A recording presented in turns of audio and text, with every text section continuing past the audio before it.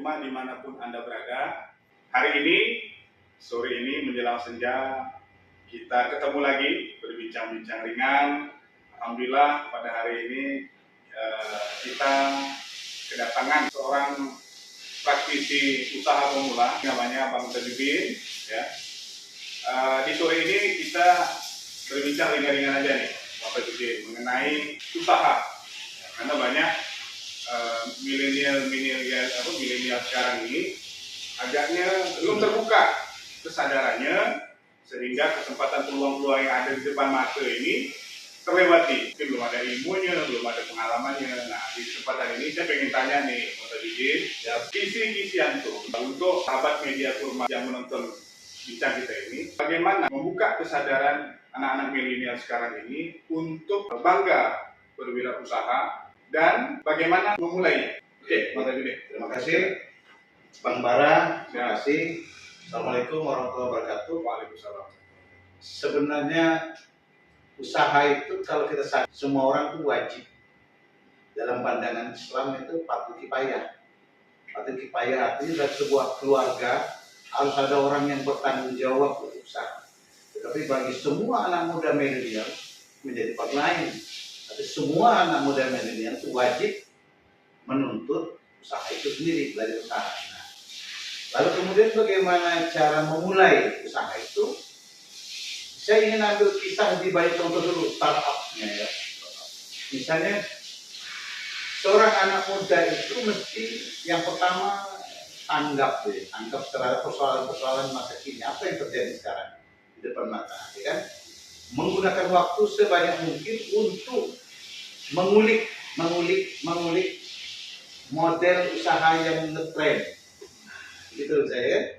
Makanya di dalam rumus usaha paling tidak ada 7 kunci. Yang pertama adalah manusia itu sendiri yang dikenal dengan man.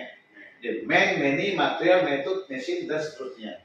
Tapi saya mulai dari man atau manusia itu sendiri. Si manusia yang sadar akan dirinya sendiri, bahwa berapa besar potensi yang ada pada dirinya, dia gali, gunakan waktu sebanyak-banyaknya untuk mengulik isu terkini masa kini. Seperti kita bilang kurma itu kan kita singkat dengan komunikasi masalah-masalah aktual, gitu kan? Masa kini. Nah, kita coba gitu, cari apa yang masalah aktual pada masa ini. Kita gali, ulik sekarang kan. Nah, kalau orang sudah mulai telaten menggunakan banyak media sosial menjadi potensi ekonomi semua. Sekarang jual roti saja dipoto, upload, laku barangnya, tinggal manusia itu mampu produksi berapa banyak. Saya membuat kopi, saya racik, saya jual, itu jadi duit. Ini pernah saya contoh ya, saya pernah buat kopi ini. Saya contoh saja, ini sebuah exercise saja. Dulu saya jual kopi, ini contoh manusia aja.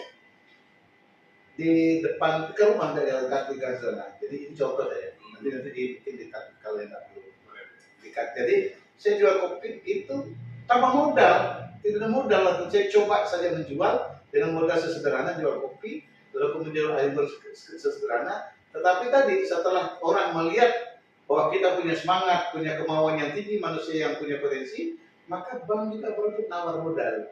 Nah itu tadi masuk kepada many, yang kedua many, uang. Tadi uang itu bisa didapat dari kepercayaan orang lain, bisa didapat dari kita berhemat, bisa didapat dari model bank. Dan sekarang itu bank banyak sekali, koperasi banyak, koperasi pasar banyak. Yang penting kita gunakan jalur resmi lah, misalnya koperasi pasar atau paman-paman kita atau bank. Ya, bank kan banyak, PIR, segala macam banyak ya, bantu-bantu usaha-usaha kecil, kredit usaha rakyat, ya kan, banyak. Nah itu bisa dilakukan, diakses melalui tadi setelah manusia siap, barang yang mau dijual, produk yang dijual apa? Jadi barang yang mau dijual apa? Misalnya katakan bubur lah ya. Orang mau jual bubur. Sekarang ini kan bubur jangan ikut-ikutan orang. Kita mesti punya cita rasa sendiri. Jadi cita rasa itu dari khas kita sehingga itu bisa juga. Jadi manusia yang kreatif dengan mengulik persoalan masa kini, dia akan pasti memiliki hal yang spesial. Material peralatan seadanya pun tidak masalah juga kan. Gelas dengan modal 1 SIM cukup jual kopi. Kan tidak mungkin orang dulu sampai 20 orang itu sekali dulu. Jadi datang 6 orang, ya 6 orang kita layani, sisa 4 kita shipping bersih, tepat bersihkan. Jadi termasuk juga pelayanan yang gesit, ramah, cerdas, senyum, ya, menyapa, gitu ya. Jadi tidak bisa juga jadi manusia itu. Kita manusia itu lengkap ya. Jadi mulai dari senyum, sapa, ramah, jadi lengkap di situ tuh. Jadi manusia itu ini material. Sekarang metode, baru kita kembali kepada metode. Metode itu bisa yang paling canggih, bisa juga yang paling sederhana. Yang paling sederhana itu metode kita adalah semua yang kita jual ini harus menjadi mata rantai yang tidak terputus. Misalnya kita buat barang ini mau kita jual kopi, jadi stok kopi ini harus ada terus. Nah, terus kita membuat air panas, jadi air panas itu jangan orang datang kita baru memasak, air panas sudah ada gerak-gerak. Nah, kopi yang siap, gelas yang siap, cangkir yang siap, meja yang siap, itu semua yang siap dari itu namanya metode. Jadi metode itu yang sederhana. Kalau yang mau yang lebih canggih juga bisa. Nanti kita belajar paling canggih juga bisa. Ini kan kita cerita startup, bagaimana memulai. Nah, kalau bagaimana memulai atau startup ini, ya mulai dari apa yang kita punya. Tidak usah berhayal sesuatu yang kita punya. Nah, itu jadi mulai dari metode itu. Kemudian many macam metode, ya kan, mesin peralatan sekarang kan HP banyak. Ya, betul. HP banyak. Jadi begitu kita ada barang, kita ada buat dengan metode kita buat roti misalnya. Nah, mesin kita gunakan untuk nanti ke titik terakhir namanya market atau pemasaran. Ya. Nah, mesin ini digunakan untuk mensupport semua pekerjaan kita itu ini material mesin, ya kan. Baru yang kelimanya market. Nah, market ini kan zaman sekarang kan nggak macam dulu. Kalau zaman dulu kala kan harus ada toko yang besar, harus ada mall yang besar. Tapi sekarang dengan mesin yang canggih, mall malah sekarang menjadi bisa sepi gitu kan. Nah, toko-toko besar bisa sepi. Malah yang terjadi sekarang tinggal pergudangan. Pergudangan tidak harus di dalam kota, di luar kota juga banyak pergudangan. Nah, malah orang sekarang lebih banyak menggunakan mobil. Hanya mobil ngantar jemput, ceritanya bisa Gojek, Gosen, dan segala macam itu kan mobil. Nah, itu market. Jadi tidak perlu kita menggunakan hal-hal yang sangat sangat spektakuler seperti toko yang besar gitu ya. Tidak perlu lagi. Jadi market itu yang disebut market itu adalah bagaimana menjalin antara si penjual dan si pembeli. Saya kira itu 5 M saja, ini material method dan market. Jadi saya kira itu dulu Bapak. Nanti kalau lain kali kita bisa sambung atau ada pertanyaan yang mungkin lebih mendalam. Oke. Luar biasa, sahabat Media Kurma, dimanapun Anda berada, begitu banyak tahapan atau metode yang harus kita lewati untuk memulai awal daripada usaha itu. Memang betul Bang Tajudin, niat awal ini yang menjadi performa ya, atau integrasi awal dalam pergerakan ini ya, niat. Nah, sudah ada niat ini ya kan, apapun jenis usahanya ya, kita istiqomah, kita disiplin, kita memang targetnya memang sesuai dengan progres yang diniatkan di awal.